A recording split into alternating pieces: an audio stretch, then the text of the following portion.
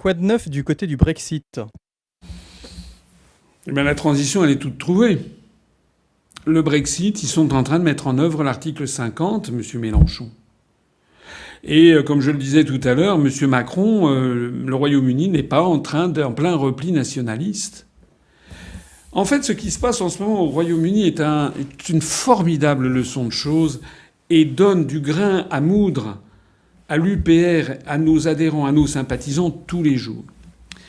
Au cours des tout derniers jours, il y a eu deux informations venues du Royaume-Uni que j'ai trouvées vraiment particulièrement intéressantes. La première, c'est une décision qui a été prise par M. Philip Hammond, qui est the Chancellor of Exchequer, c'est-à-dire son chancelier de l'échiquier en français.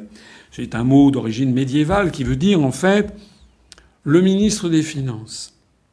Le ministre des Finances du gouvernement de Mme May, qui prépare le Brexit, a annoncé que le Royaume-Uni allait imposer une taxe, je crois de 2% du chiffre d'affaires, sur ce que l'on appelle les GAFA.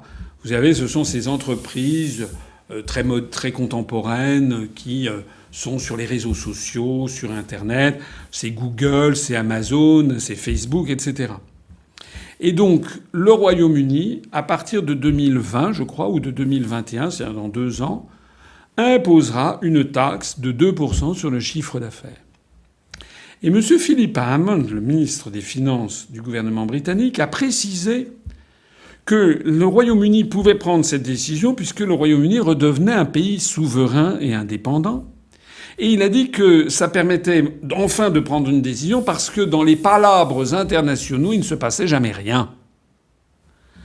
D'ailleurs, de fait, si vous regardez ce qui se passe dans l'Union européenne, eh bien, il ne se passe rien. Ça fait 3 ans que l'on discute sur la taxation des GAFA et il ne se passe rien. Et pourquoi il ne se passe rien ? Parce qu'il faut l'unanimité et parce qu'il y a des États qui ne veulent pas taxer les GAFA. Voilà. C'est exactement l'illustration de ce que je disais à l'instant au sujet de M. Mélenchon et son projet d'Autre Europe. C'est-à-dire que la France n'est pas capable, parce qu'elle appartient à l'Union européenne, de taxer les GAFA comme le Royaume-Uni va le faire. Parce que nous ne pouvons pas, nous sommes pieds et poings liés par une structure qui a volé notre pouvoir de décision. Et la décision de la France dépend du bon vouloir, par exemple, du Luxembourg. Or, le Luxembourg, pour les raisons que j'ai déjà évoquées, ne veut pas taxer les GAFA. Point. Voilà. Et donc, au total, on a ce que j'ai expliqué depuis 10 ans dans ma conférence à laquelle je vous renvoie, qui s'appelle Qui gouverne la France, où j'explique ce que c'est que le stratagème des chaînes. C'est l'un des 36 stratagèmes chinois classiques. Le stratagème des chaînes consiste à mettre de plus en plus d'États aux intérêts divergents dans un ensemble en leur disant vous allez vous entendre sur tout. Or, comme ils ne s'entendent sur rien, il ne se passe rien. En réalité, la construction européenne est fondée sur une erreur de raisonnement de départ. Cette erreur de raisonnement, c'est le proverbe l'union fait la force. L'union fait la force dans un seul cas, lorsque tout le monde tire dans le même sens. Par exemple, les coopérations internationales, que nous appelons, nous, de nos vœux. Nous ne sommes pas du tout pour fermer la France sur elle-même, bien entendu. Nous voulons des coopérations internationales. Par exemple, l'Airbus A380, le très gros porteur. Le très gros porteur, il y a dedans des entreprises européennes, mais il y a aussi des entreprises américaines, japonaises, chinoises, singapouriennes. Toutes ces entreprises qui travaillent sur Airbus A380 ont intérêt à ce que l'Airbus A380 vole et soit un avion sûr qui transporte en sécurité des centaines de milliers de passagers par an.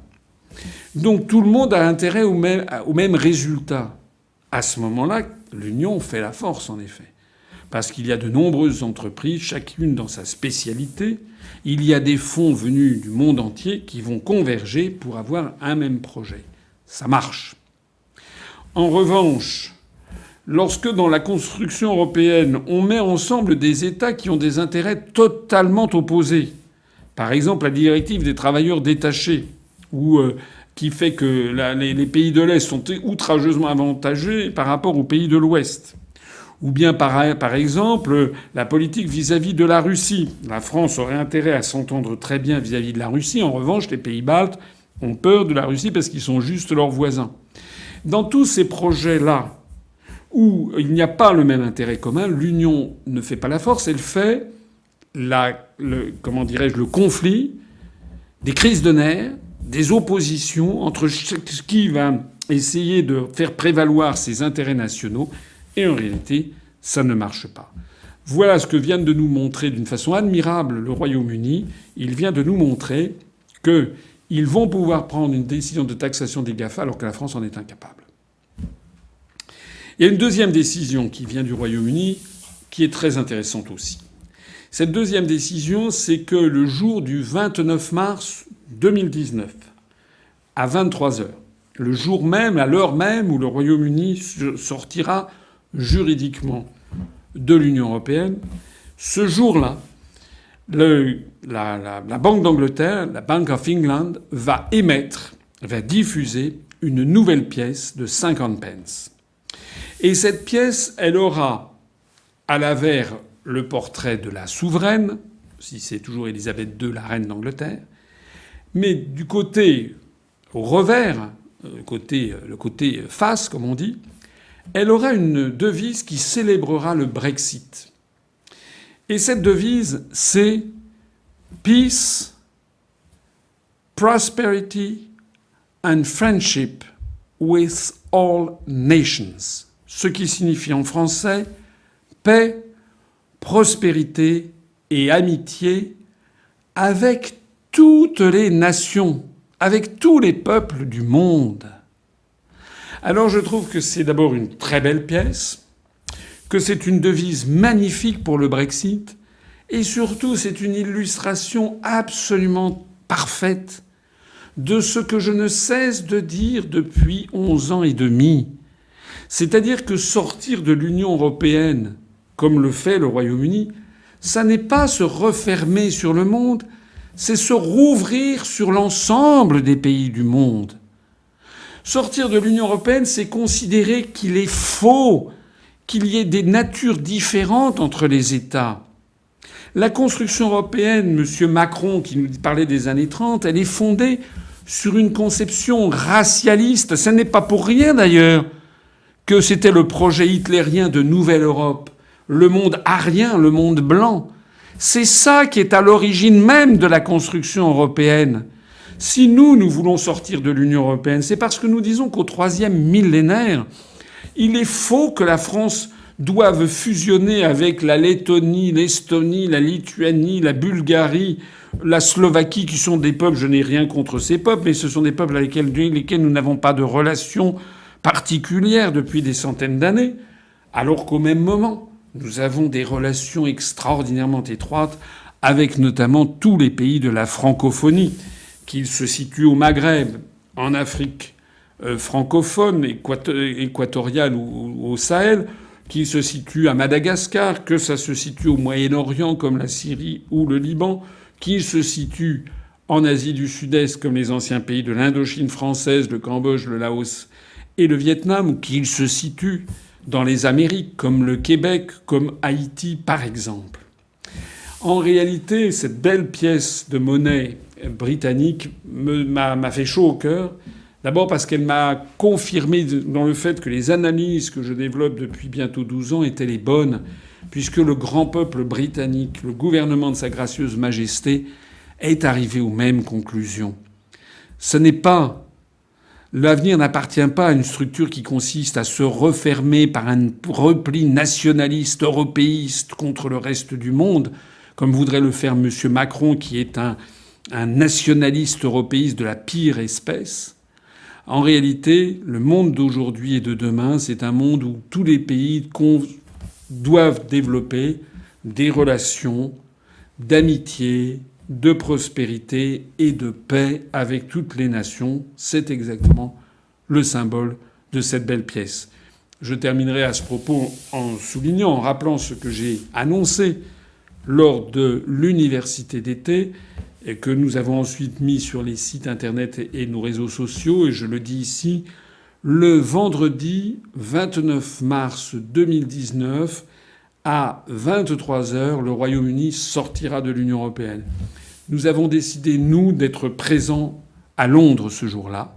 Le vendredi 29, le samedi 30, on va essayer de passer un week-end tous ensemble avec le plus grand nombre possible d'adhérents et de sympathisants de l'UPR.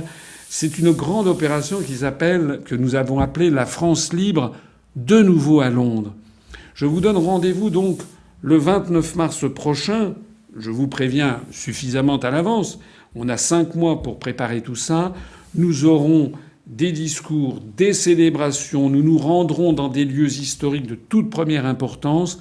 Et nous fêterons, avec les Brexiters britanniques, nous fêterons la libération du peuple britannique. Vous savez, le peuple britannique est un très grand peuple. C'est lui qui a inventé les libertés publiques en Occident depuis le Moyen Âge, avec la Magna Carta de 1215, qui limitait les pouvoirs du roi, du souverain, face aux aristocrates, avec l'habeas corpus, qui permettait à tout un chacun de se promener sans aucun papier d'identité depuis le XVIe siècle, avec la monarchie parlementaire, qui a succédé à la République très brève de Cromwell, avec le développement des trade unions, des syndicats, de la démocratie parlementaire contemporaine. C'est également le pays qui a tenu tête seul contre tous face à Adolf Hitler en 1940 et 1941. C'est également le premier pays qui décide de sortir de l'Union européenne. Chapeau les Britanniques. Je vous donne rendez-vous à tous et à toutes à Londres. On vous tiendra informé, mais mettez-le déjà sur votre agenda. Moi, mon rêve, ce serait que nous soyons plusieurs milliers de Français à Londres à applaudir au Brexit le 29 mars 2019 à 23 heures.